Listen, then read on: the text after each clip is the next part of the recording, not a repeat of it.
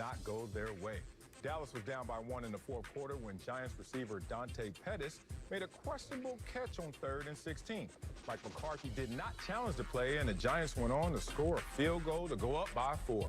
Cowboys had a shot to get the win late in the game, but Andy threw an interception in the end zone. Greg is back, but Acho, do you blame Mike McCarthy for the loss? Do I blame the sun when it's hot? Oh, wow. Really? Do you blame the sun when it's hot? I'll take that last. Oh, who else I'm to blame, folks? damn. You brought me on this show to answer this question, Marcellus. Let me give it to you like this. If you are a head coach, Mike McCarthy, you're supposed to be an offensive-minded coach. How are you and the Jaguars the only team that ain't scored all season on your first possession? Okay, so Mike McCarthy, maybe I got it wrong. Maybe you a defensive-minded coach. Then how come the Cowboys gave up the most points in franchise history? Okay, you know what, Mike McCarthy? You're not an offensive coach or defensive coach. I figured it out.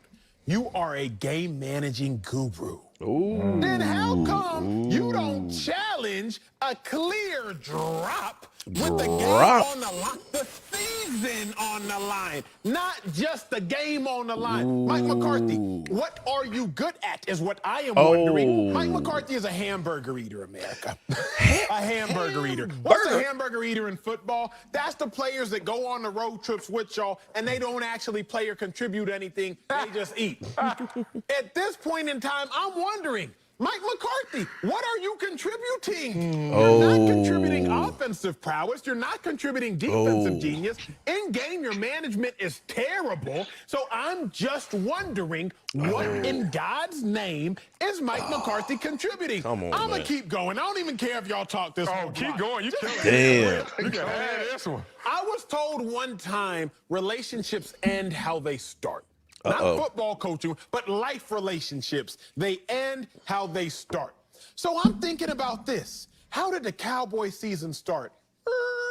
Let's go back to week 1, shall we? Shall we go back to Mike McCarthy against the Rams? What is it? Early fourth quarter, down 20-17. 4th and 4, if I'm not mistaken. Kick the field goal, Mike McCarthy, tie the game up. But what's Mike McCarthy does? Turnover on downs, Cowboys lose. Let's go to week 2, shall we? Against the Seattle Seahawks. Mike McCarthy, can you just have a little bit better time management, please? Just please have a little bit better time management. Let's keep going, if we shall, the Atlanta Falcons. Mike McCarthy, did you just run a fake punt? Down 14-0. In the first quarter, the Cowboy season ended how the Cowboy season began, with Mike McCarthy making pivotal errors. So someone please bring on a Mike McCarthy apologist to at least explain something to me, Greg. Damn. Greg's like, I'm going to let Marcellus go. Hey, just here, you know what I mean? Boy, I'm a public defender. and Greg played for him. The suit ain't, but I'll show up for anybody and defend them. This is going to be tough. I like your point about relationships, because my grandma Blackie used to always say that. The way you go in, baby, is the way you're going to go out. You like the way you go in. Now, what I also like is what Mike McCarthy is doing in Dallas, which is this cultural reset. Keep telling you about that. Keep telling you how this dude inherited a 4-win team, and then the next year, 8-8. Next year, 13-3. Ooh, that could be the Dallas Cowboys next year, 13-3. Get your quarterback 1 back, and then you blink, bow, bow, bow. Super Bowl champion. Greg Jennings knows about a Super Bowl championship with the same coach. I'm sure he'll talk about that. But let's talk about this year. Let's talk about Mike McCarthy and the Cowboys' loss to the Giants that happened yesterday.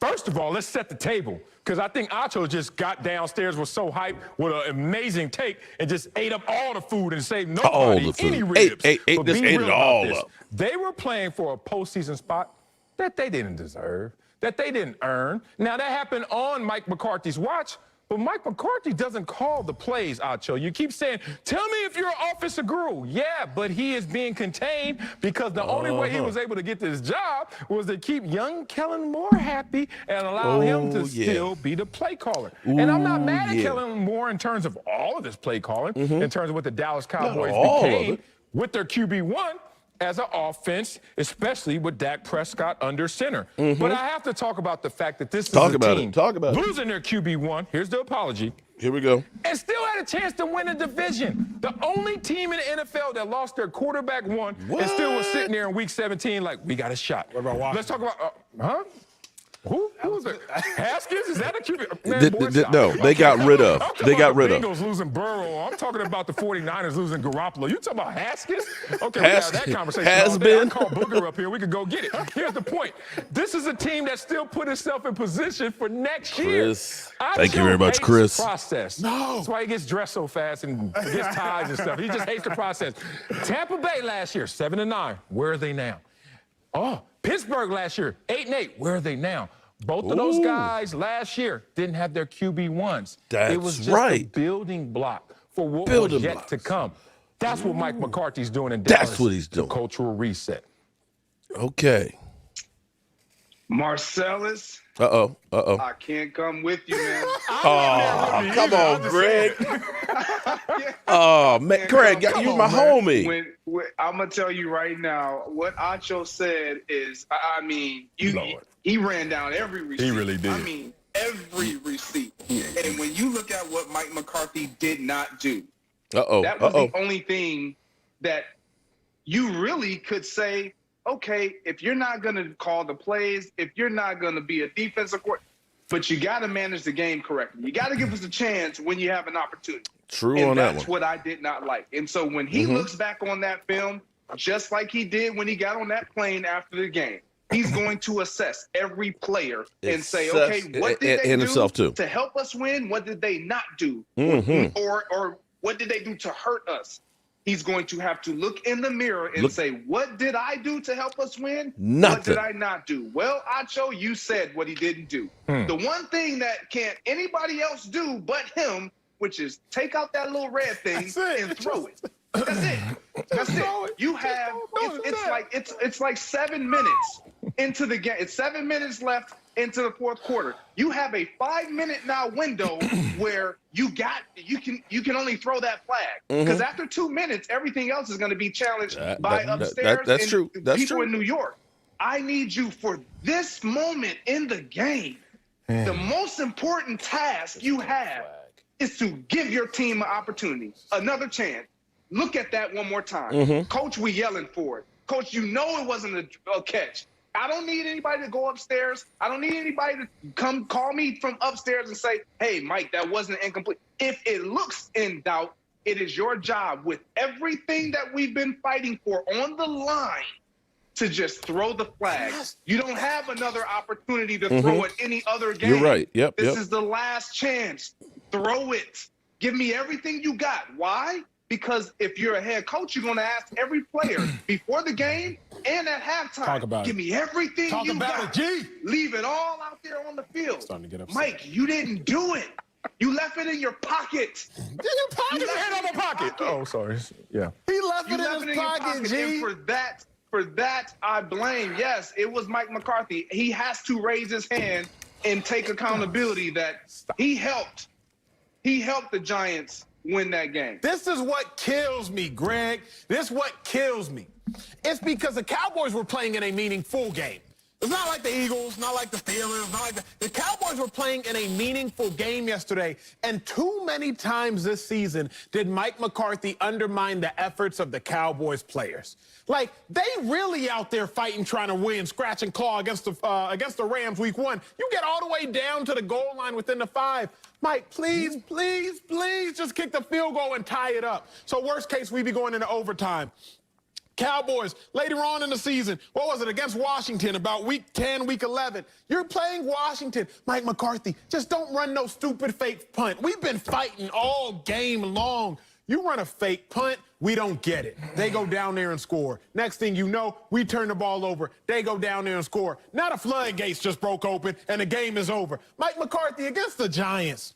Like, just challenge it, and now it's going to be 20-19 with about 5-6 minutes left for us to go down there and cook. You know what? I think we've had enough. To timeouts for like they I tell you what. You can't use it later.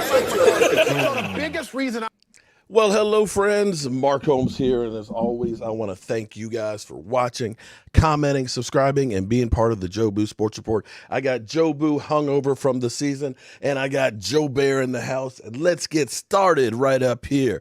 Here we go, and let's wake up those football gods. How's everybody doing here? We have some breaking news. Breaking news.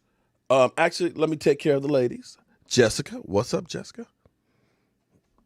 There we go for Jessica.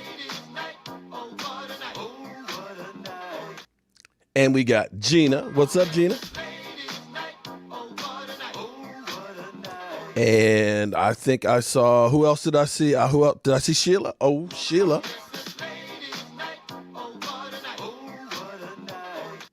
There we go. If I missed any of the other ladies, let me know. We have some interesting breaking news. Jason Garrett apparently is going to be interviewing for the the Los Angeles Chargers. I still can't get that straight. I keep wanting to say San Diego Chargers. Roland's Review, what's up? Roland, are you one of the ladies? Are you one of the ladies? There we go. And there's Dak Fan too. What's up, Dak Fan? Boom. So Jason Garrett is going to be interviewing for the Chargers job. Apparently, everybody looks at it and says, you know what? Jason Garrett only had that one losing season. You know, we don't look at the 8-8. We are looking at Jason Garrett being a head coach. I'm doing good, Daniel. Wow. Yeah, that's breaking news on that one. That's pretty much a surprise that 1 year down, that he literally is about to get another job. Now, of course, they're going to have to go through the whole process. They're going to check out some minority candidates and stuff like that. But for them to come out already and say Jason Garrett is the hot commodity, more than likely he's going to get the job. But at least he's in the AFC, and no longer do we have to deal with him with the New York stinking Giants. Okay, so we've got that situation going on. And I want to say what a difference a year makes, because I want to go back down memory lane here to about 11 months ago. Up there's Miss Jackie. What's up, Miss Jackie?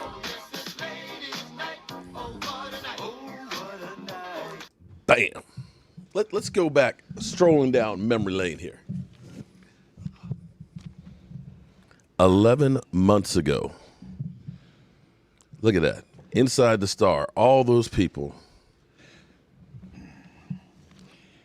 Good afternoon. You'll see real quickly here that I've just about lost this voice.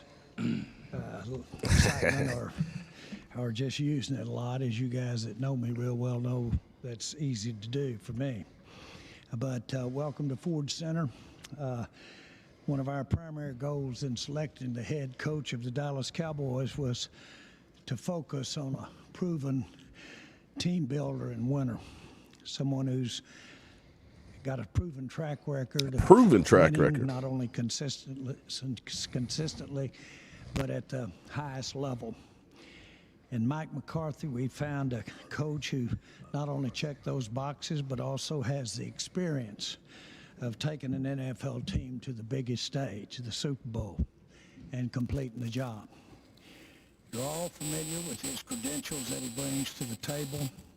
13 years as NFL head coach, 9 playoff appearances, a winning record in postseason play, 6 division titles, 4 NFC championship game appearances, wow, and a Super Bowl victory at AT&T Stadium that we all remember so well. In doing our research on Mike, we learned so much more about him and what he's about, and I'd like to share a few of those right now. We found him to be a man who has strong command of how to direct an NFL team. Strong command. At the highest level. His experience in working with 3 of the greatest NFL quarterbacks to ever play the game. 3 of them. His depth of knowledge and how the NFL works in terms of the salary cap, free agency, and the draft. Miss His Anita. contacts What's up, Miss and Anita? long-standing associations with other key people throughout the NFL. Lola. His communication abilities and his relationships with players. His natural instincts for the game and how to get the job done.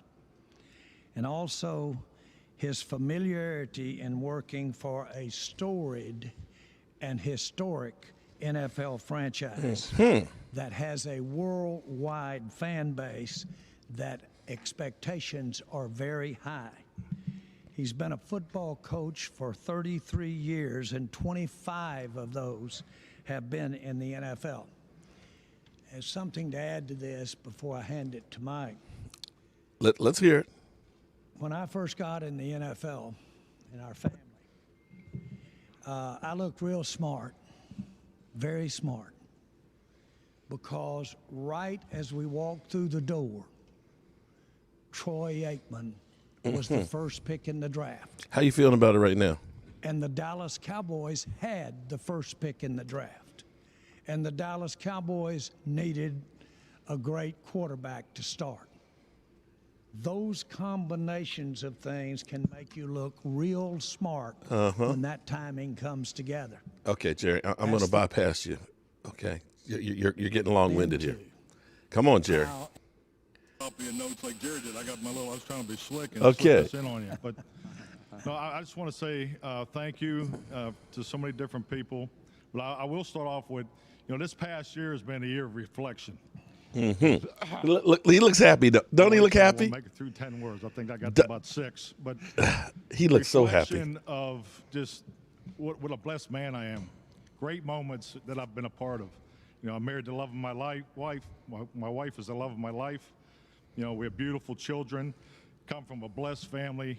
Professionally, was able to live. Okay, we're getting to it. We're getting to it. We're getting to it. I do need to tell a story about Saturday night when I was here on the interview, and here I am sitting across the table, Stephen, Jerry Jones, Jerry Jr., Will McClay, Todd Williams, and Jerry's telling a story about the purchase of the Dallas Cowboys, and at the end of the story, he leans over to me and he grabs me by the forearm and reaches out to shake my hand. He says, "And you need to be the coach of the Dallas Cowboys." So I jumped up and hugged him, but and I'll stop right there. We had a hell of a time. Just say that. Okay, we had a hell of a time. But no, that's Smiles and giggles here. That's a story I'll be telling the rest of my life. So congratulations, Tyson. I can't just tell you how thrilled my family and I are here.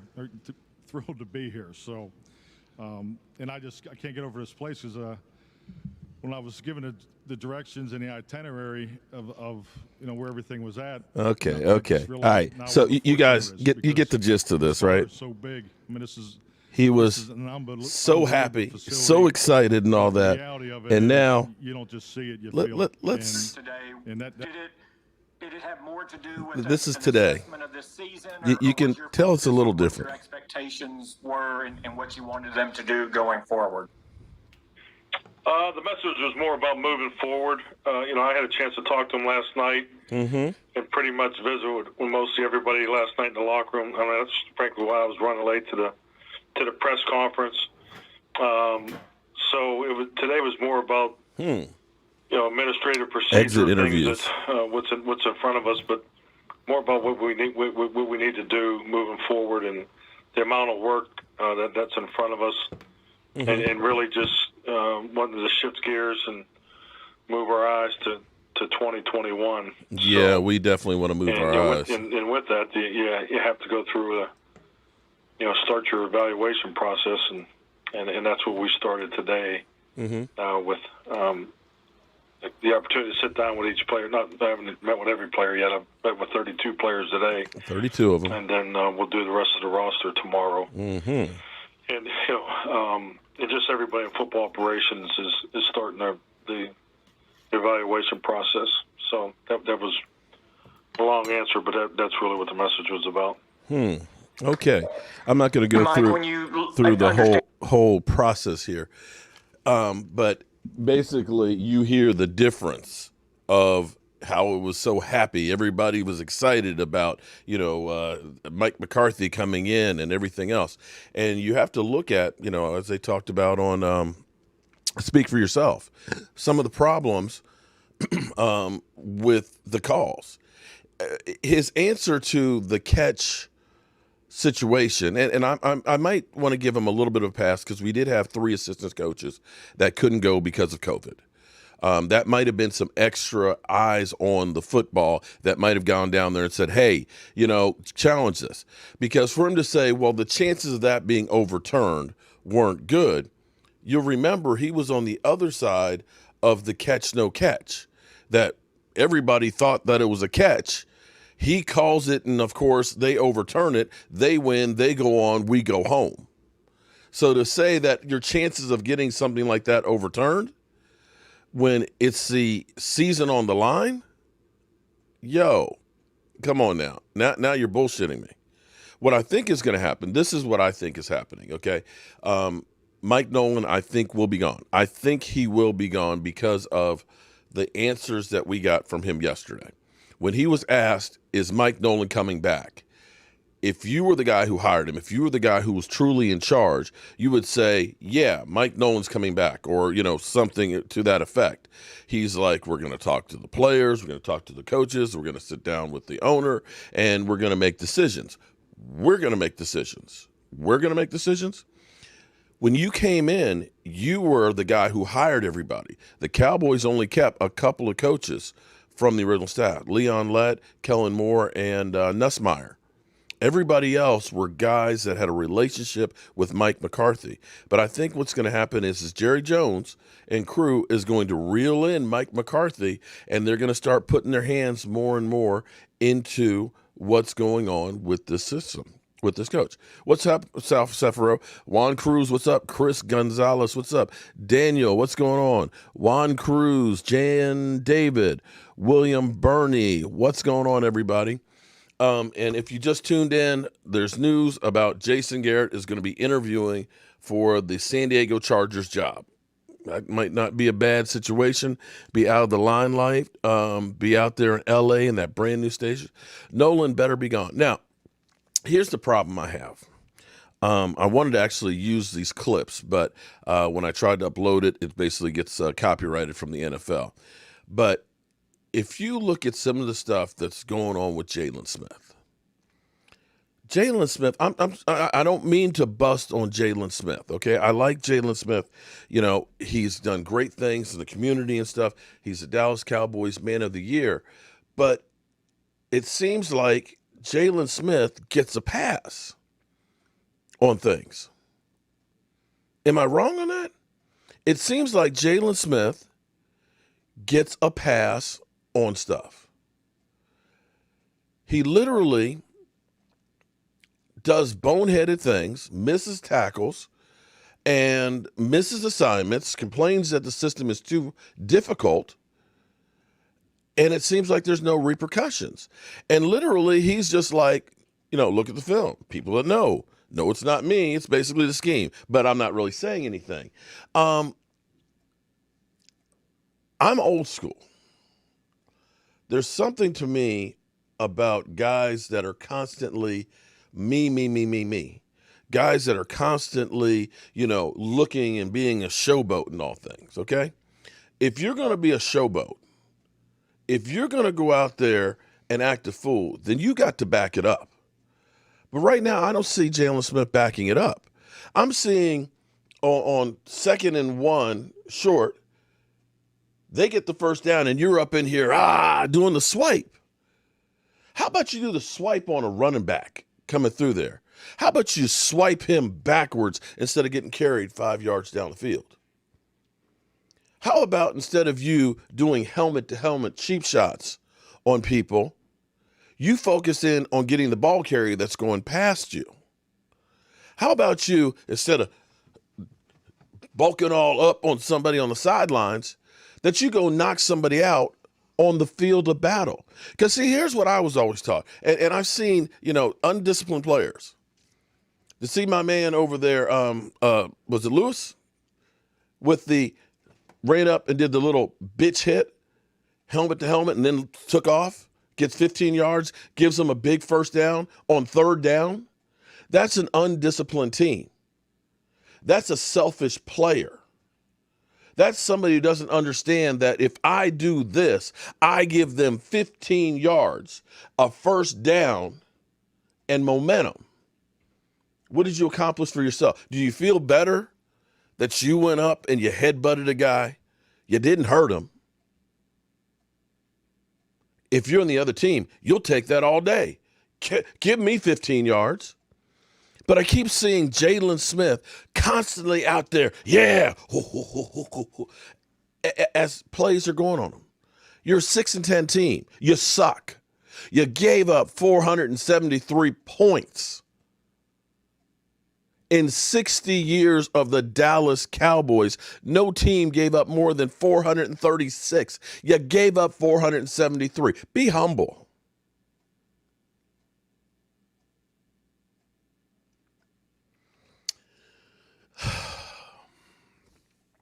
It bothers me.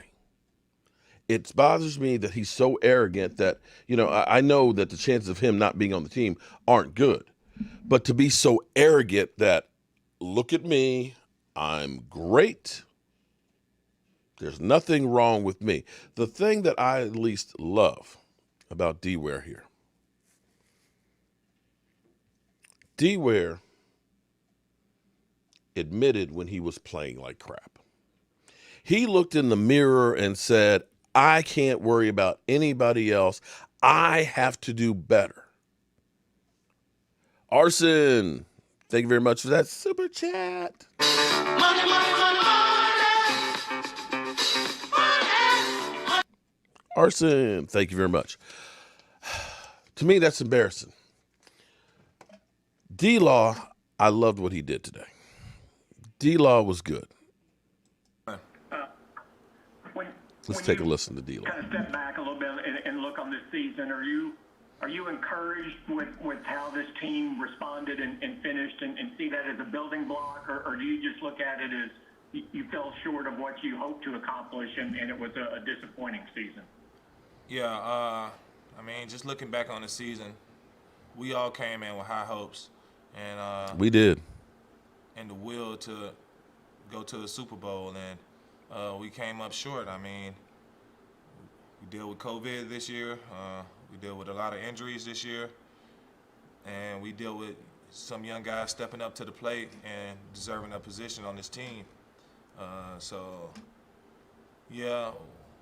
We lost this year, but I feel like also we gained a lot, and by having these young guys come in each and every day and improve on their skills, and also, keep me into the game and keep me motivated about playing this game of football, this year with everything that's going on. With everything going on, it's very inspiring, and I appreciate all those guys in the locker room for what we went through this year and how it's going to shape our lives and make us better people and better players. Wait, it's coming. It's coming. What did you learn about Mike McCarthy this year? Mike's a stand-up guy, man. He's going to be flat-out honest with you. He's going to tell you your flaws. He's going to tell you the truth. He really is a player's coach. And, I thank him for taking care of our bodies this year and how his system is designed. He take care of our bodies all year, so this time of the year we can fly around and we can play football, and we just ain't get the job done. Just didn't get the job done. Marcus, what does this defense need to be markedly improved in 2021? Just more consistency, really. Amen. Understanding the culture around you, understanding the type of players you're playing with, and also just being firm and determined to win at all costs. DeMarcus, what have you learned about Mike Nolan this season? How would you summarize what the defense was able to do in his first year? Yeah, just to summarize 2020, we went through some tough battles at the beginning of the season. Really tough. Not me personally with Coach, but I'm just saying in general, as a defense, we went through some tough battles. And when you're playing with young guys on the defense, we have to take into consideration that some things that's easy for me won't be easier for the next person. And, I respect Mike as a man because he looked himself in the mirror and he change some things Respects to him make as us a man. play faster and help us play better. And we started to see the improvements. I mean, it was later in the season, but we started to see improvements. And I really think, it shined light on, the type of players that we are. Mm-hmm.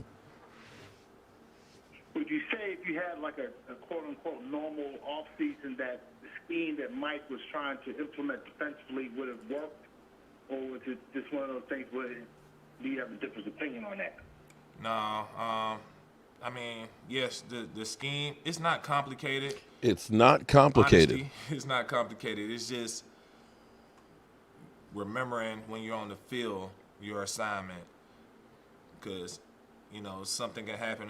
Tight end can motion, move sides, whatever. But you have to be, determined to get your job done. And, it was a little confusing at first for some of the guys.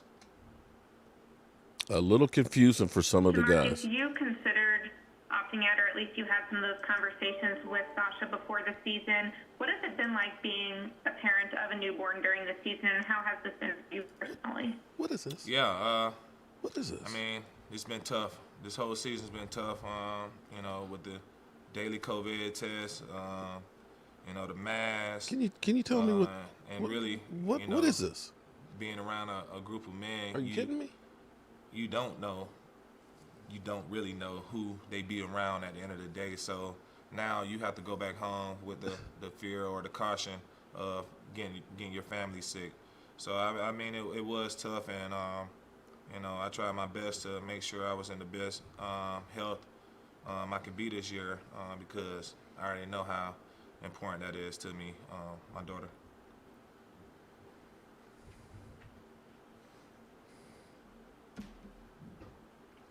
Anything else? DeMarcus, what would you tell fans is the number one reason that they should be excited for what y'all can do in 2021? I mean, all the speculators know all the speculators what we lost this year, but also what we gained. And, I mean, if they ain't ready for the 2021 season, I make sure we're ready. And that's all to it. You can expect us to, give it our all. Make sure we come out there and dominate each and every play, and make sure we show y'all the type of men that we have in this locker room. I appreciate y'all. Thank you. Marcus, can you answer this one? Last one. We're not sure of Tyrone Crawford's future here, but what has it meant to you to be his teammate for all these years, and what has he meant to this defense? Why y'all gotta do this? Yeah, man. Ty, my boy, man, my dog, my soldier, my rider, and I know, I don't know what his decision is yet. What he's gonna do, but I already know he'll be good at whatever he's stepping into next. Thank you. All right, so that was, you know what? D-Law's gotten a lot of flack for making a whole bunch of money. But see, my wife always says to me, own your shit. Own your shit. I showed you the thing of Jaylen Smith up there. I hope it doesn't get me, YouTube police will get me or anything on that. But Jaylen Smith, if you go through on Twitter and look up Jaylen Smith, you will see more stuff like that. You'll see cheap shots. You'll see, where he's going into the wrong hole, where he's looking completely lost. When you're not playing well, focus in on playing. If you're going to walk the walk, then talk the talk. Don't go out here and doing all this unless you can back it up, and you're not backing it up. D-Law did a lot of talking. He did a lot of talking before. You notice D-Law stopped the talking. He told you, I suck. We soft. And then he proceeded to fix himself and got humble and changed the narrative. I don't see that right now for Jaylen Smith. Jaylen Smith talking about, people said I'd never play again. Well, you're right. And I'm happy that you are able to get out there on the field and do what you love, make a fantastic living at it. But that doesn't mean that the battle is over, that, just because you get to go out on the field, that, it's done. Now it's about making a legacy, about trying to become that Super Bowl champion, that Hall of Famer, that guy that's up on the Ring of Honor.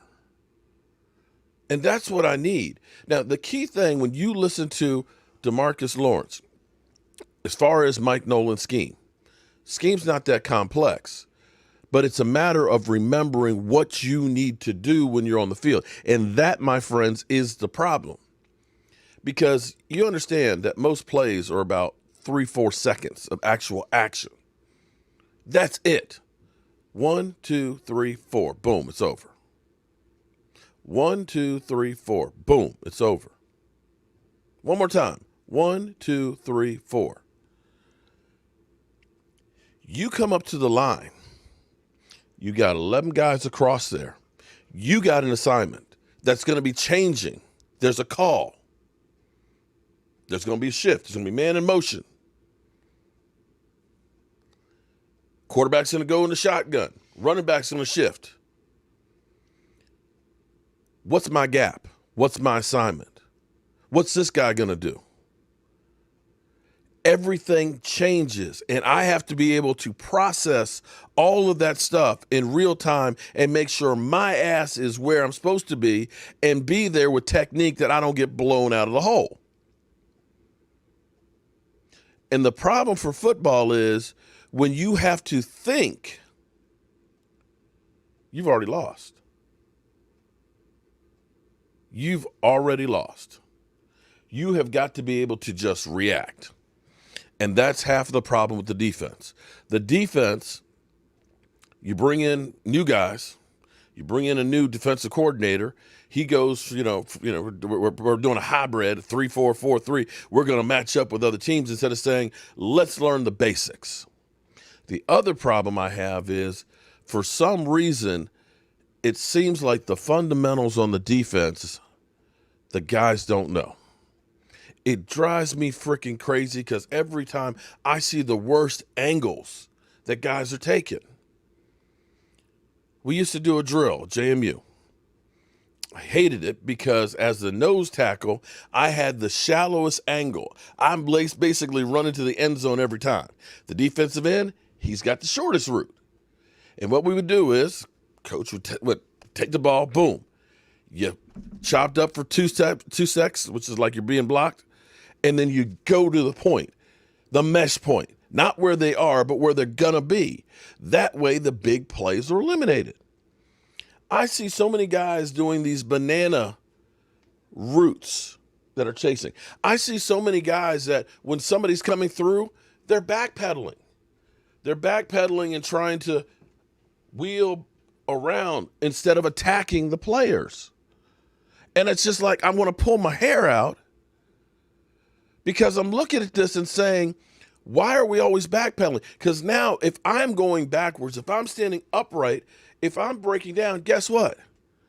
I'm absorbing the blow. That guy's coming at me with momentum, and they're carrying me downfield, Jaylen. Because you see Jaylen Smith, he gets a lot of tackles, but they're kind of like hanging for life, and the guy carries it for 5 yards.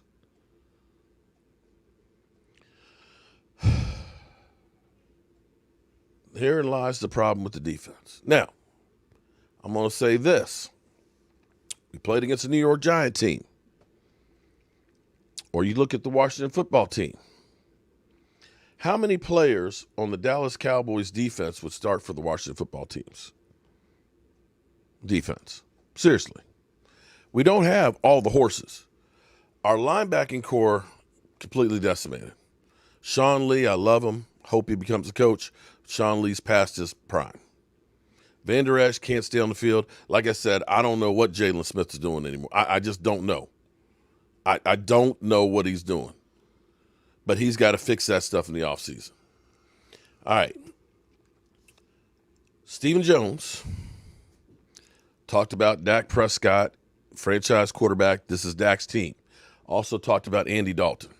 Last week, what do y'all think of D. Wilson, All right, Nicholas MBA. Dak Lives Matter. Chillin'. What's up? What's up, Crazy Corvette? Justin D. Juan. Boom. Edwin Romero. Our corners aren't good enough to play an attack-style defense. Team Dak and Zeke all day. Go Cowboys. Prescott's got to wreak havoc on the NFC East next season. Well, I hope so. But we still have Skip Bayless. After that game yesterday, he tweeted out, "Great job, Andy Dalton. Great game."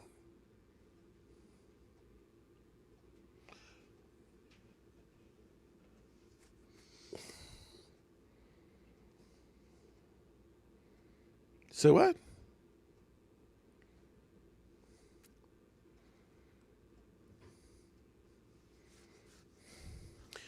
I got into, and I ought to go troll. I'm learning different platforms and social media. Okay, I've got YouTube down pretty good. And shout out, I think Miss Anita, and Miss Jackie.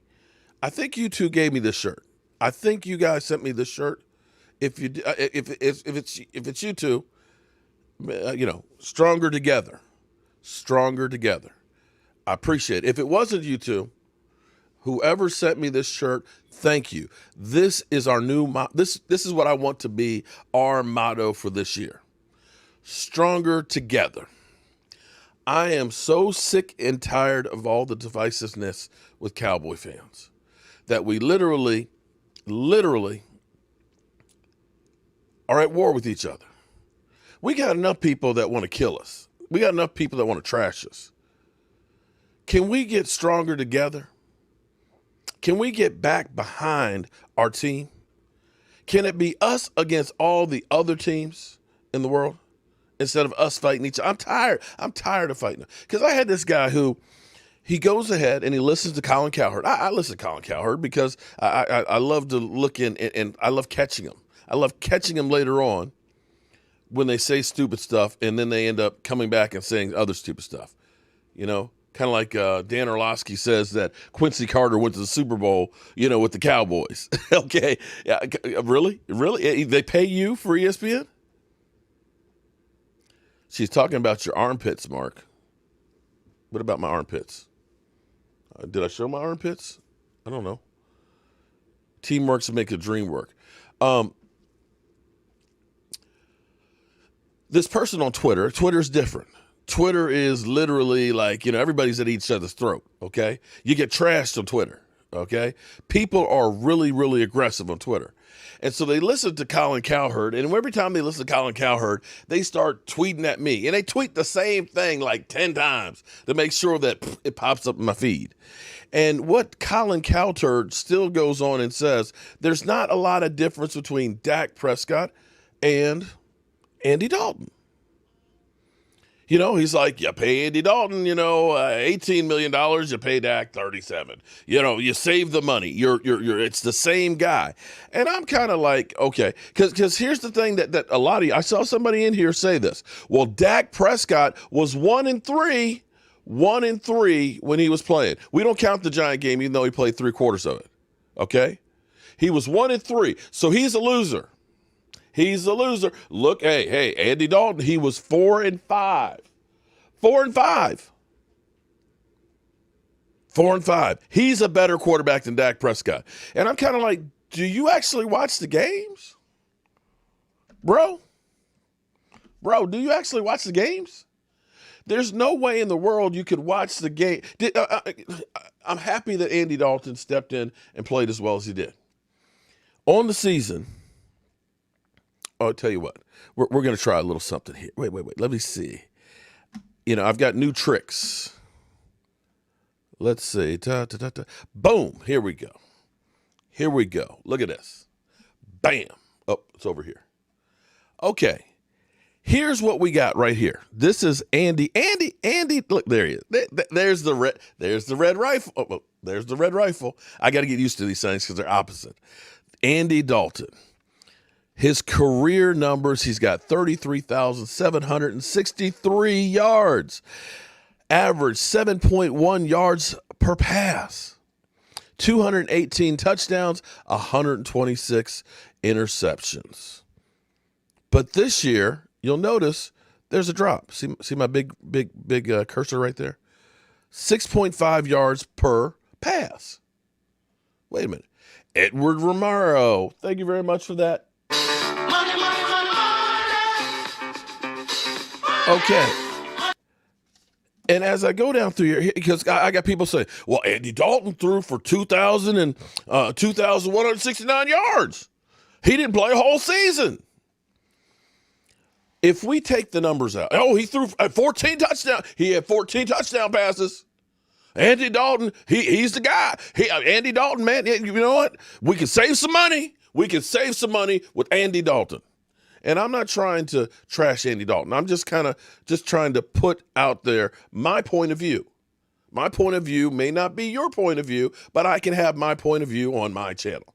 If you want to have your point of view, have it on your own channel. Start one, please. If you think I'm an idiot and don't know what I'm talking about, please, by all means, start a YouTube channel. And I tell you what, when you start it, we can do a point-counterpoint. You can give me the reasons why Andy Dalton is so much better than Dak Prescott for the Dallas Cowboys. Bet? Okay. Let's go down here for a second. If we multiply his numbers out, because he played 9.5 games roughly, that comes out to 3,648 yards for the season. 23 touchdowns, 16 interceptions, with 6.5 yards per pass. Now, all you guys out there, you know what you guys always said. Dak Prescott, he's got all the weapons in the world. All the weapons in the world. Of course he's got great numbers. All you got to do is show up. You got Amari Cooper. You got CeeDee Lamb. You got the great tight end, Dalton Schultz. You got Michael Gallup. You got Zeke Elliott. Everybody would throw for 7,000 yards with those guys. Stello, thank you very much for that. Of course. And of course, Dak gets those yards in garbage time because the Cowboys are always behind.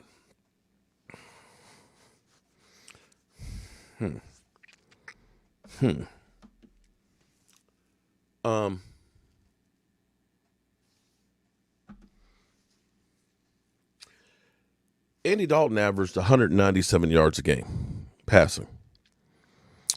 Comes out to 1.5 touchdown passes a game and 1 interception and 87.5 rating.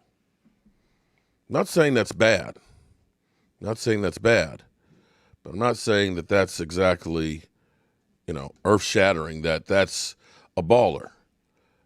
I'm going to say that that's kind of like, if we look up here, you see Aaron Rodgers at number 1. Oops, that's a little bit off. At 121, and then it goes to Deshaun Watson and Pat Mahomes and Josh Allen and Ryan Tannehill and Drew Brees and Russell Wilson and Kirk Cousins and Tom Brady and Derek Carr and Lamar Jackson and Justin Herbert and Phillip Rivers and Matthew Stafford and Baker Mayfield, Gardner Minshew, Ryan Fitzpatrick, Kyler Murray, Ben Roethlisberger, Mitch Trubisky, Matt Ryan, Teddy Bridgewater, Jared Goff, Joe Burrow, and then at 25 we get to Andy Dalton with an 87.3 QBR.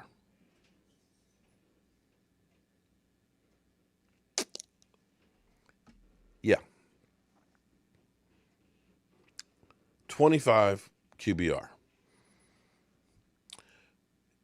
Dak, unfortunately, only played 4.5 games on the season. If we look at Dak Prescott's numbers, here's the thing. I know he didn't play the whole season. Advanced passing. Oop, I passed it. Hold up. If we go through here with Dak, right up above me, we've got 8.4 yards per pass as opposed to 6.5. Same receivers, same bad offensive line, although I will say the offensive line got a little bit better. I will say we actually ran the ball later in the rest of the year. Dak is getting 8.4 yards per pass per completion to Andy Dalton's 6.5. 2 yards more per completion. If you averaged out what he was doing in those first 4.5 games, it comes out with 32 TDs to 23 to Andy Dalton. The interceptions come out to about 2 less.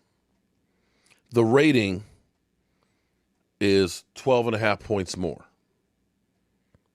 The yardage, Dak was averaging 413 yards passing per game. 215 yards more passing yards per game. Now, I don't understand. I'm trying to understand it. I mean, and this isn't my numbers. This is Pro Football Reference's numbers. These are the statistics that are there. Carlos Fisher, what's up? Money, money, money, money.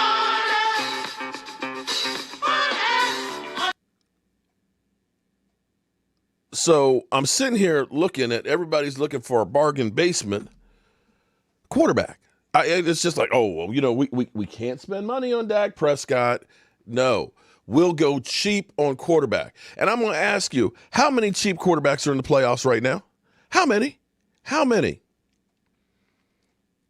They'll say, oh, well, you can't spend $37 million on a quarterback. Well, that would be the Cowboys' dumbass to do that because they ended up franchise tagging a guy 2 years in a row. It's the Cowboys' fault that they didn't sign him 2 years ago when they could have got him for $28, $10 million less. Moves cameras, Mark? Okay, I did move the camera. Okay, what, you like me moving the cameras? Now, Stephen Jones says, Dak Prescott's our quarterback.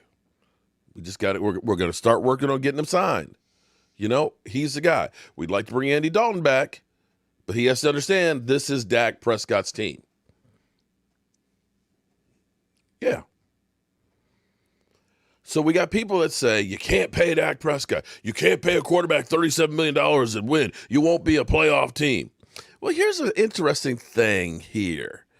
Look, I love when I figure out how to use the toys. I love when I figure out how to use the toys. Bam. I want you to look right here. Right here. This is the Indianapolis Colts this year, who took our linebacker coach and made him defensive coordinator, and their defense is playing pretty good. You know what they spent on quarterback this year? They spent 25. Look at it. It's up. It's right up there, top of there. Phillip Rivers, $25 million. $25 million. Oh, but wait. If you act now, there's more. Go down to the number 3 guy, Jacoby Brissett. $21.3 million. Funny. They spent in hard money, not prorated, not guaranteed, hard money on their cap, $46 million on quarterback. Yet, they have a team. Team has played better than our team, didn't they? But here's the problem for them. They spent $46 million this year, and guess what? They don't have a quarterback for next year. Phillip Rivers realizes that, you know, the end is near. You can't look at Phillip Rivers and say, oh, yeah, he played head and shoulders better than what Dak Prescott did.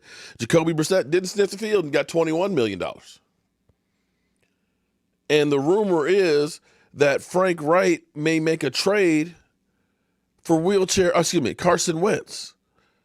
Fumble it to him, Wentz. I'm sorry, I didn't mean to say wheelchair. That's wrong. That's just wrong. They spent $46 million on 2 guys that aren't as good as Dak Prescott. And they were still able to win. And here's what's funny. Check this out. Look at this. You see that up there? They still have $13 million of cap space. Wow. That's pretty good. Okay, so let's go back here. We can also look at the Washington football team, who has a cap number here of $20 million for Alex Smith. And he's going out the door. And they had $8 million for Haskins. And he's gone. And now he's got $5 billion in dead money next season. And yet they're able to have a team. They actually won the division. But let's go through with the Dallas Cowboys. As we sit here right now today, we got basically $24 million of team cap space. Woohoo! Going into 2024. That's rolling on over there, right? And I know what you're thinking. You're saying, well, but Dak Prescott's $37 million if you franchise tag him. And here's why you need to get this deal long-term done. That's a hard number when you franchise tag. If you franchise tag Dak Prescott the end of February until you get a long-term deal, $37 million is going on there, which means then you are now $14 million in the hole, which means you've got to create $14 million of cap space. You're going to have to either release some players that you may not want to release, or you're going to have to restructure contracts just to get down to even. Now, that sounds bad for us, but guess what? Eagles, come here. You guys are about $65 million over. $65 million. And if you trade Carson Wentz, you're probably going to eat about $32 million of his contract. That's going to stay on your cap. So you got to have to gut your team and restructure the hell out of stuff. I heard that you already started doing some restructuring. I know you restructured Fletcher Cox and Alshon Jeffries. I know, and it's funny, I don't see any Eagle fans in here. Anybody seen any Eagle fans? Any Eagle fans? After that tank, they did? No, I didn't think so. All right. So here's the thing. There's a lot of stuff we can do. Amari Cooper's deal, you pay him next year, you can walk away from it. You're done. You don't have to do anything with it. If you decide, you know what, we're just going to hold on to Michael Gallup, we're going to draft another young guy, we'll get rid of him. But if you need to, because his base salary is $20 million next year, what you could do is you could say, we're going to convert that base salary into guaranteed money. Because they only guaranteed, of the $100 million contract, $40 million of it. You could say, we're going to go ahead and we're going to convert $19 million of that into guaranteed money. Basically adding one more year that's guaranteed to it. And you divide that by the length of the contract, which is 4 years. Okay? You follow me now, right? You follow me. So 4 into 19 is roughly 4.5. So 4.5 plus the $1 million that you have for base salary this year. That would drop his cap number from 22 down to about 5.5, saving you about $17 million. Bam! Just like that. You go from $24 million to $41 million.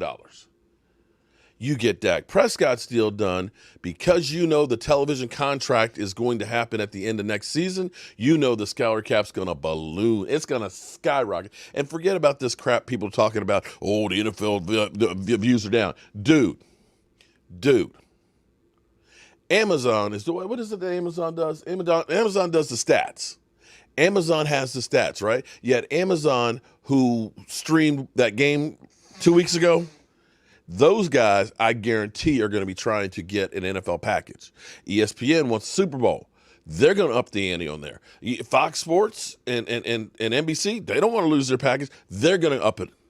Oh, there's that gambling money too. All of that gambling money. They have estimates by 2026 that the salary cap is going to be, wait for it, about $470 million. So you make Dak Prescott's first year real team friendly. Make it about a $20 million hit. Kick a bunch of that down the road because you'll be able to absorb it later on. You sign Dak Prescott. You create a little more room and space in there. And because teams like the Eagles, the Falcons, New Orleans have to gut the rosters. You know, New Orleans is about $90 million over the cap. $90 million. A lot of those great defenders that they have, offensive players, they're going to have to let some of them guys go. And because David Wiley, thank you for that super chat.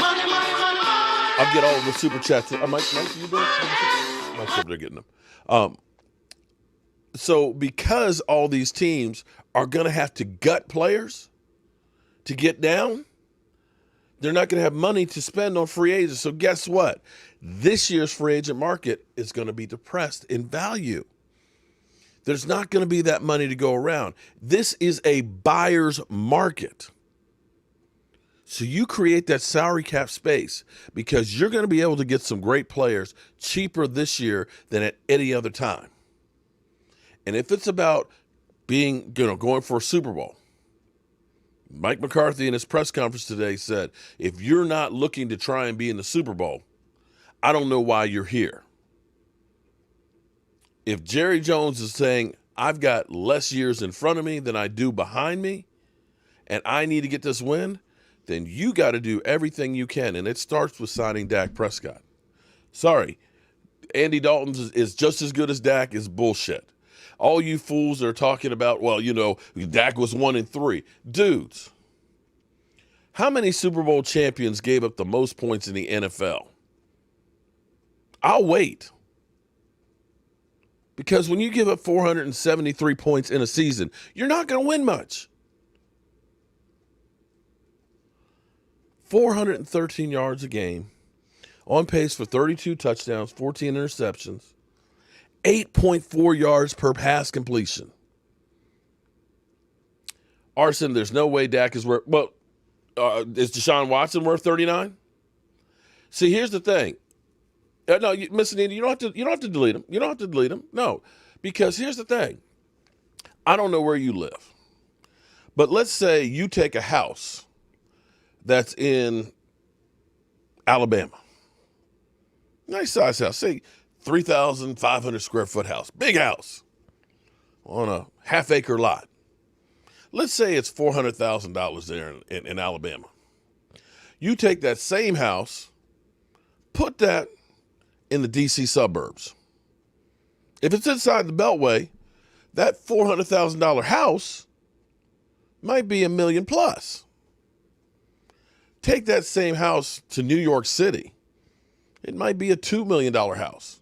And I know what you're thinking. You look at it and say, but, I'm not going to spend $2 million. That house is only $400,000 down here. I'm not going to spend $2 million. Well, it's the market. You may not want to pay that, but you got to go with the market. The market is what the market is. Because guess what? Take a look around.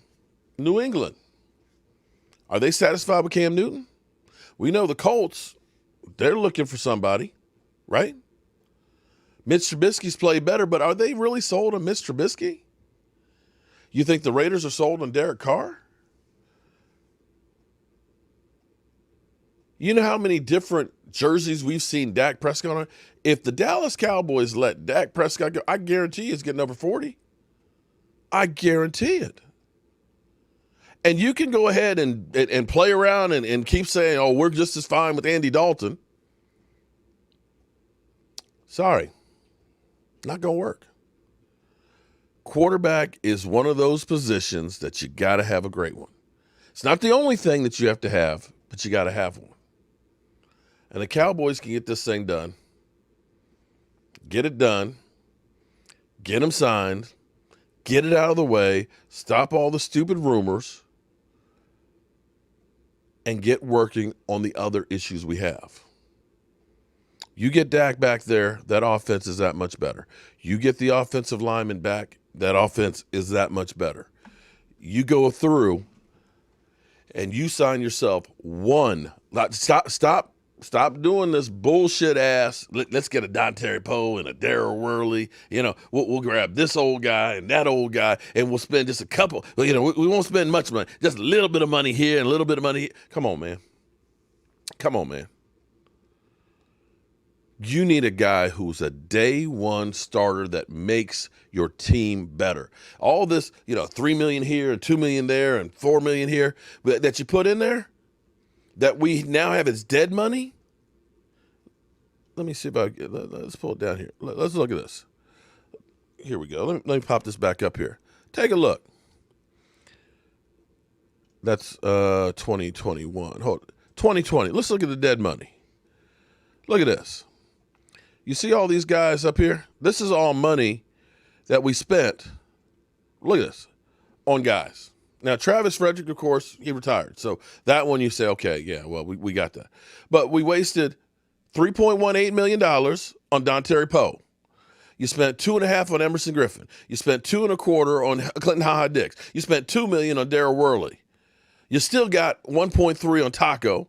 You got another one on Brandon Carr. I think Brandon Carr's on here twice because we brought him back. You spent $1 million on Gerald McCoy, $750,000 on Cam Fleming, C.J. Godwin, $300. Brandon Carr. See, look at Brandon Carr's on there twice.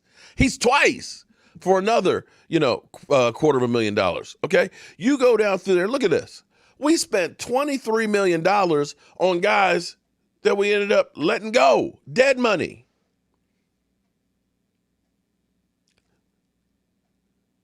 Instead of going through and getting all these, old-ass has-beens, guys that are past their prime, get me somebody that's in their prime that's a great safety. Get me somebody that's in their prime that is a lights-out defensive lineman. Come on, man. And y'all keep saying, well, we can't pay that. We can't keep paying these jackasses. How about that? We can't afford to keep paying idiots, guys that aren't doing shit. How about that? The one guy we have that actually is giving it all, the face of the franchise, oh, no, we can't pay him. We can't pay him. And you want to turn around, oh, well, we need to take that money and we need to spend it on some other guys that haven't been here and done shit. You know what it reminds me of? This is what pisses me. I'm old. I'm old and I get angry sometimes. Nothing pisses me off worse than cell phone companies. Here it is. I've been with Sprint, I know, for 20 years. 20 years. You've been getting my money for 20 years every month. And if you call me, my phone's not cut off. Right? I've been there with you guys when you merged with, what was the Nokia phones that you click to connect. They're like walkie-talkies when you merged with them. I was here when you merged with T-Mobile and everything else and stuff. When Sprint used to be like partners with the NFL and stuff before Verizon got, I was there. I've been through all that with you guys. But the funny thing is here it is. I want to get me another phone. I go on down, Sprint, hey, I want to get me a new phone. Oh, the Samsung 5S20 or the 25G. Oh, that's $1,400. But wait a minute. I saw special on there for, new activations for, the $200 for the phone. Yeah, that's for the new customers. Wait a minute. Well, hold it. Stop. You mean to tell me that somebody who has never spent a dime with you, has never done anything for you, that's been with other companies, they walk in, $100, but yet I've been here for 20 years. Nextel, thank you, Philip. See, you're old like me, Philip. I've been here for 20 years, and you're going to make me pay full price. You're going to screw me, and I've been a loyal customer that's kept you in business. When everybody else was jumping and, when they made it so you could take your number elsewhere, I didn't take my number elsewhere. So here it is. You got Dak Prescott, who instead of holding out like a Zeke Elliott or a D-Law, who came in and said, yo, I'm not going to do nothing till I get paid. Dak Prescott, hey, look, I get it. I've been paid $4 million for my first 4 years. Okay, that's all right. I'm going to continue to come in and look out for you because I'm a team player. I'm not going to hold out. Man. I'm going to come in here and do the right thing. And you're going to go through there and you're going to charge the full price for the damn cell phone. And here it is. Y'all ready to take his money. Oh, no. We're going to take his money. We're going to spend it on some other people that we don't know if they'll ever work out. Get the F out of here with that crap, man. Man, come on. Come on. That's some bull jive. That's exactly what you're doing with Dak Prescott. This whole thing of, oh, he's got to take a team-friendly deal. What the fuck? Why has he got to take a team-friendly deal? Did D-Law take one? Did Jaylen Smith, did he take one? Did this guy take one? Did he? Did he take one? Did he take one?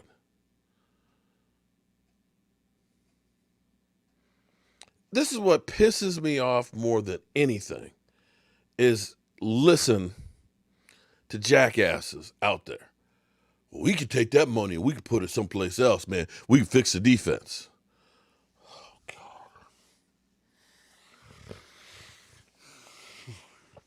So, to get back on track, if you just got in here, shout out to the 400 people that are currently in here watching me have a meltdown about Jaylen Smith doing his, I don't know what we got to come up with a name for this thing. His little strut. I'm a badass. Oh, hey, I'm a badass. Shout out to everybody. Make sure you hit the like button and stuff on here. Walkie-talkies, weren't they, David? They were good. They were good. To get back to the shirt from Miss Anita and Miss Jackie. Look at that. Stronger together.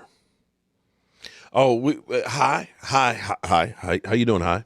We got plenty of time to worry about the draft. We're going to be doing some new stuff. I'm going to start having my man DMV Dallas Cowboys. We're going to start doing a player of the week, okay? Player of the week of guys that are potential draft prospects that we can get, okay? The duck walk, there you go. The quack, quack, quack, quack, quack, quack, quack, quack. That's perfect. Quack, quack, quack, quack, quack, quack, quack, quack, quack, quack, quack, quack, quack. Okay, let me leave Jaylen alone. Let me leave Jaylen Smith alone. But that just bothers me. It bothers me. And somebody just commented, yeah, we've been working on fixing defense for 25 years. Yeah, and how's that been working out for us? Jessica, I'm so tired of Dak bashing and trashing Dak. Has taken so much disrespect from you. No good disrespect this man. He stepped up, period, won a quarterback number one spot, and ran with it.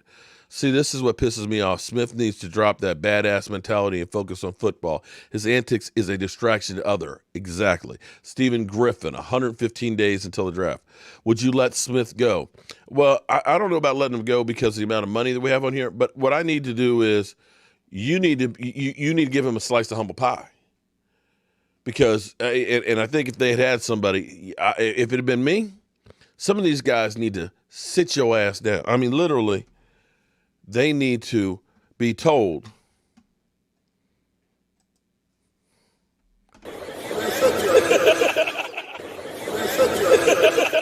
Literally, sit your ass down. Make them earn it. To me, there's nothing worse than a guy who comes to camp and knows, I'm the guy. I get paid the big bucks. I ain't got to work hard. I want the guy that has to claw and scratch to get that spot, to make the team. Because you get those guys that have to earn it. They appreciate being there. It wasn't handed to them. And I think that's one of the reasons why you see so many first-round drafted players that fail. They go to the biggest schools. They are the big fish in a little pond. And then they get to the NFL and never had to work their ass off. Did I defend Troy Aikman like I did Dak Prescott? Actually, Quentin, I didn't need to. And back then, I didn't have YouTube. I didn't have Facebook because it didn't exist. And the funny thing is Quentin, social media is not like it is now. There was nothing to defend. There was not. What are you going to do? You got Sports Illustrated that came out on Fridays, okay? Sports Illustrated magazine. There was no ESPN, so you didn't have the skip, and the Colin Cowherds, out here talking and trashing people. What you actually got back then were exactly what the person did. You can make your own decisions and stuff on there. So no, Now, comes to Tony Romo. Yes, I did. Tony Romo. In fact, Tony Romo used to have an autographed jersey that that Joe Boo used to wear.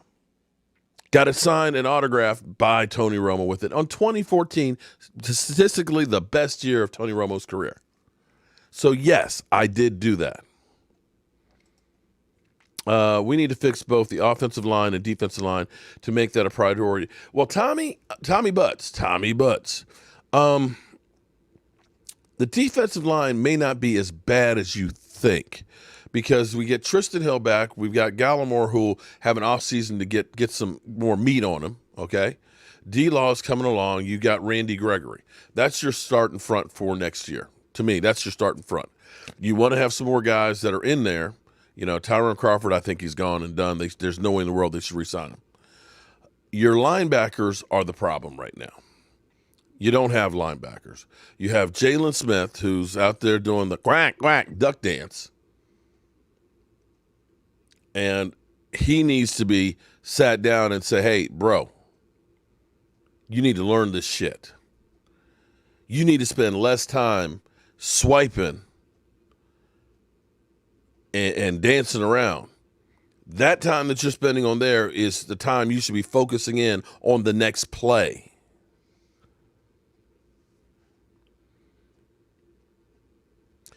Bryce, actually, that stuff is on my website, cowboyjoeboo.com. Cowboyjoeboo.com for my racks. Appreciate the question on that. But it's funny that Cowboys fans hated on Tony Romo and ran him out of Dallas and Troy, Super Bowl. Troy speaks a lot, and it's true. You're right about that. There's Philadelphia. There's our one and only Eagle fan tonight. All you had was AOL. Well, actually, David, truth be told, I still have an AOL email account. Yes, I'm that old. I'm just like, I've always loved it, and it's just like, why change it? Why change it? Thank you, Lola, for popping that up there. But it's cowboyjoeboo.com. Thank you very much. Coco, what's up, Coco?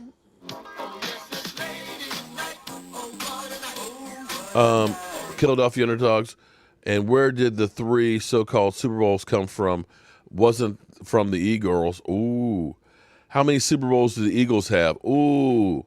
Until the culture changed, you can't have all the great players in the world. But let me touch on the Eagles for a second. That game yesterday, you know what? I'm almost glad that we didn't win that game yesterday.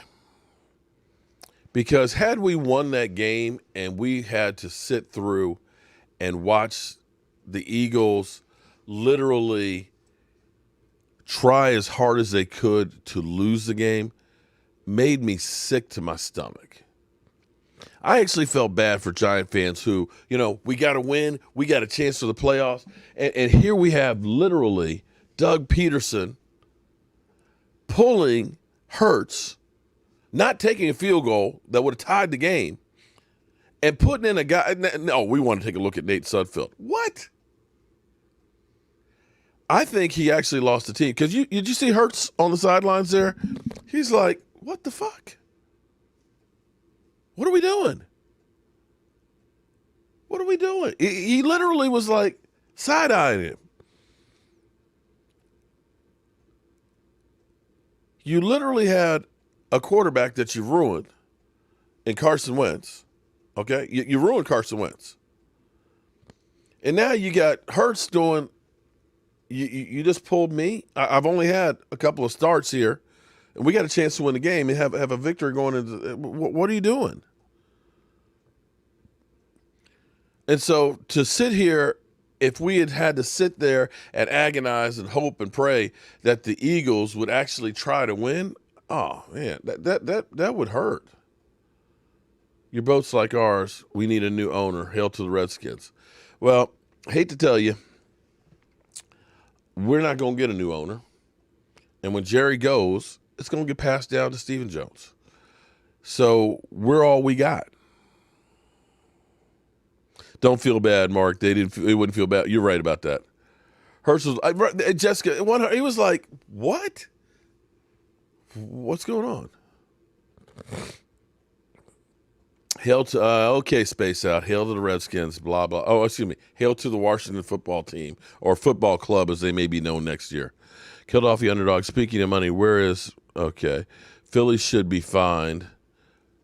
He ruined his relationship with Hurts. Yeah. Tay Cowboys, what's up? Oh, what a night. Okay, when we lost Dak, we had a ton of injuries that would consider the season a success. No way. We all we got, we all we need. You know, as G Money said, we all we got. Am I my brother's keeper? Yes, I am. Bam. EDP was defending the loss because he mentioned you can't depend on a rival to win. You're right. You're right. Yeah, God bless the child that's got his own. Again, arson, I agree with that one. Why didn't he throw the challenge flag? I think he just missed it. Sean Lee, and see, that's where, Jay, I almost would like to see Sean Lee as the linebacker coach and get up in Jaylen, you know, have control over him. That would be, to me, a great thing. I know space out, but you put I mean, when you see that, that's what you always say. Hail to the, yeah. It's your fault. It's your fault, man. Where are my 1970 picks? Sounds like you guys need me back. You know, the funny thing, Timothy, back. Okay, I'm old. I've been a Dallas Cowboy fan for a long time. Thing was, when I grew up, people really weren't into buying merchandise, okay? You don't have it like, you know, we didn't have Amazon for one. You didn't have the internet where you could go through and buy stuff. But I do, let me show you guys a couple things, because I do have some things from growing up that are very, very prized to me. One of them is right here, and I'm amazed that it still works. This right here, let me zoom up here. You hear that? Let me turn it up. You hear it? You hear it? This is my dad's. It's an AM, FM, alarm clock, okay, radio. And it used to be that we used to listen to the games on the radio. It's still, as you can hear it, still ticks. Still works. I'm still amazed that it does. But hold up. I'm going to grab something real quick. Hold up. Since we're strolling down memory lane here. And I know what I need to do in the future. I need to set it up so that way I use my cell phone where I can actually use it as a remote camera. But hold up. Don't go nowhere. I'm going to be right back. Drop my water.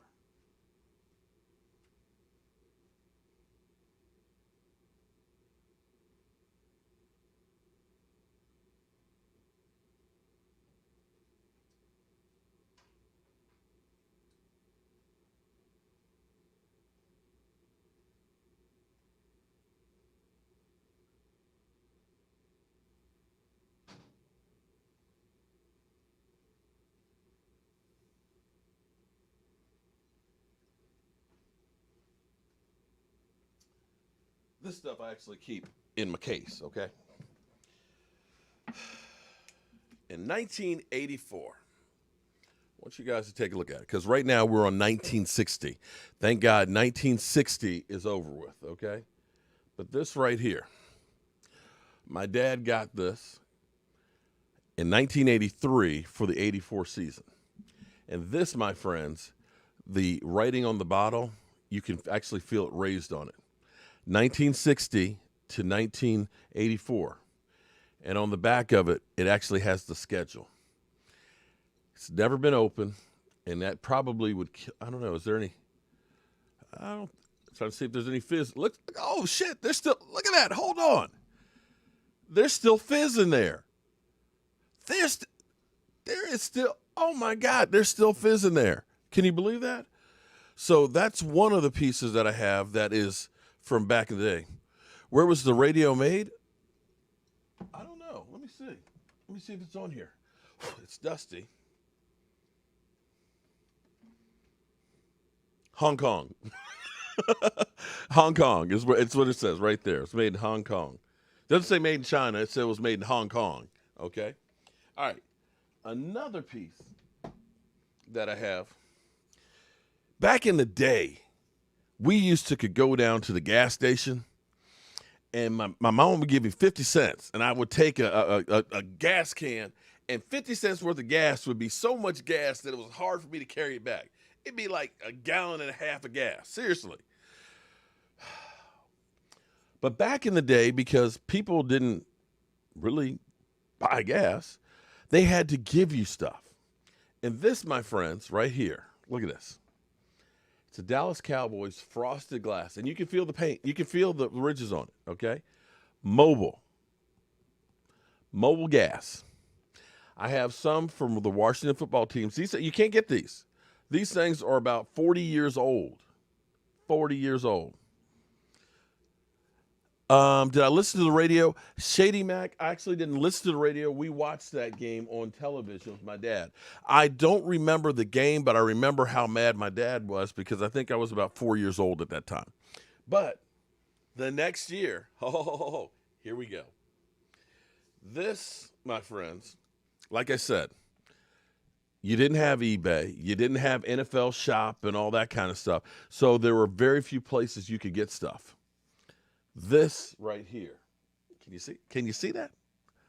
Bam. They actually have the score wrong. They have 23 points, and the Cowboys actually had 24. World champions, Super Bowl VI.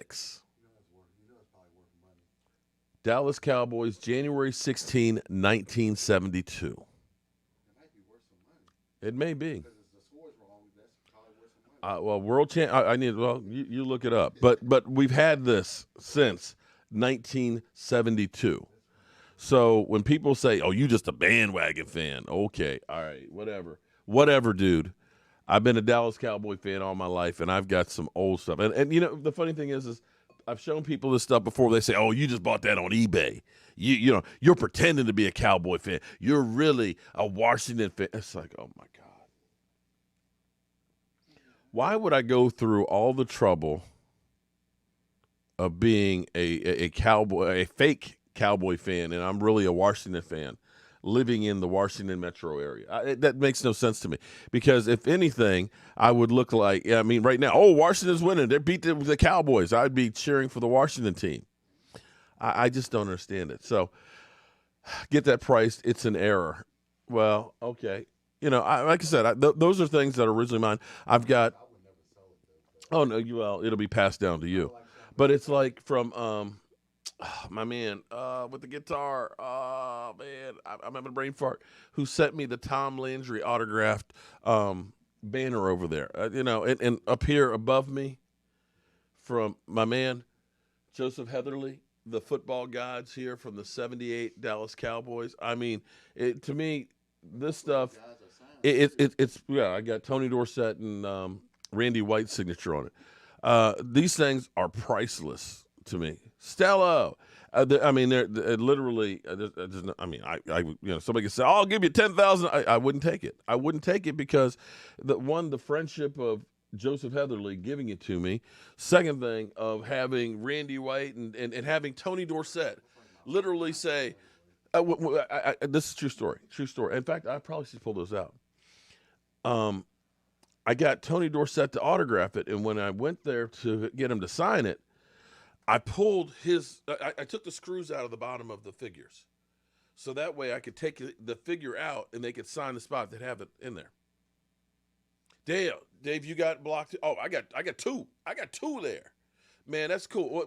I'm in the Tom Landry section and the Whites and God. The player's entrance. Damn, it's God. Why can't I think of his first name? White, quarterback, Danny White section. I'm getting old and getting forgetful. You can't fix stupid there. But anyway, I pulled Tony Dorsett's piece out of there, and Tony was like, "The fuck?" He was like, what did you do? I was like, I took the screws out from underneath it so I could pull it out so you could sign it. And so Tony Dorsett says, well, he said, I've got that same statue set at my house. And I'm like, oh my God, I got the same thing that Tony Dorsett has? And he picks it up and he looks and he's like, I'll be damned. I've had this all these years and I didn't know I could unscrew the guys out of there. And sets it down. And I'm just like, wait, I'm like, hold up.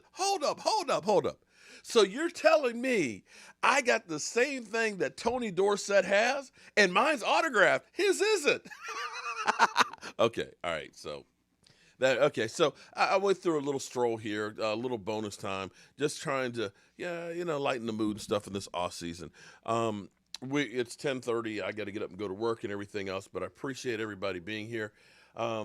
This season is done and over with. We are on to the next one. No point crying over spilled milk because this year sucked.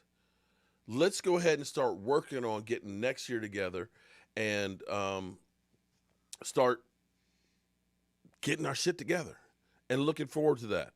And let's try and get on the same page. You have your NFL Huddle doll from 1983 that I ordered from the NFL fan club when I was 13. Damn, Jack, that's definitely worth some money too. Your season over, dude. Sit your stupid ass down. Oh, damn, Jessica, bring the heat. That Tony story is priceless. I have it on video though. I literally have it on video. That was kind of cool. So that's where we are. Now you've got so much memorabilia. It's not really worth as much because it's all over there. So anyway. It is time for you guys to grab your shot glasses because we need to get up on out of here before I'll sit here and talk all night. Where's my shot glass? Oh, here's my shot glass. Let me get that sucker ready. Waiting on 4. Well, we definitely are waiting on Dak Prescott. And again, looks like Jason Garrett might be getting another head coaching job that quick. Show the Tony video. I've got to find it on here. Simba. I can't see it from here. Is it Joe Boo? Yeah. I've got a monitor, a 32-inch monitor that's about 5 feet in front of me. So it's kind of hard. Let me see. I see Jessica's smiling face there. Smile in your face. Let's see. Simba. Is that Joe Boo? I can't tell. It looks like Joe Boo, but okay. Always a lady. Let me get you there. All right, y'all got your shot glass ready? And when you get your membership, I know we have a new membership tonight, a new member. Please email me, cowboysmark94@gmail, so that way we can get you your shot glass. But get your shot glass ready, and let's get up out of here.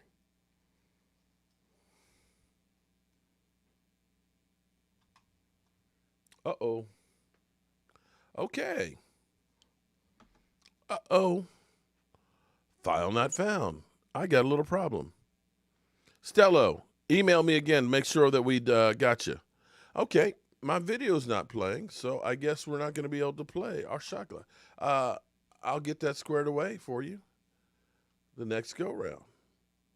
So with that being said, I guess the computer's tired. When's the member? Ramon, I'm going to try and get it tomorrow. I got a little busy today. Anyway, I appreciate each and every one of you guys and all you lovely ladies, and I will check you later. The party's over. They say that all good things must end. Call it a night. The party is over. And tomorrow and next year starts the same old thing again.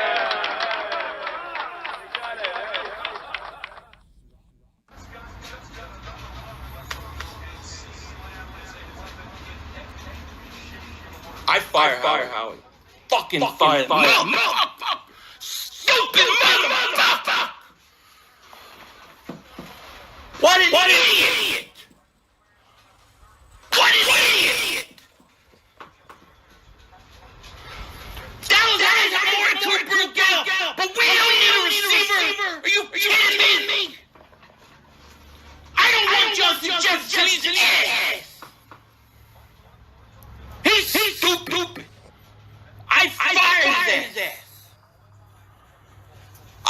fired his ass. I mean, Howie's got to be stupid. What are you doing? You just let Dallas take him. You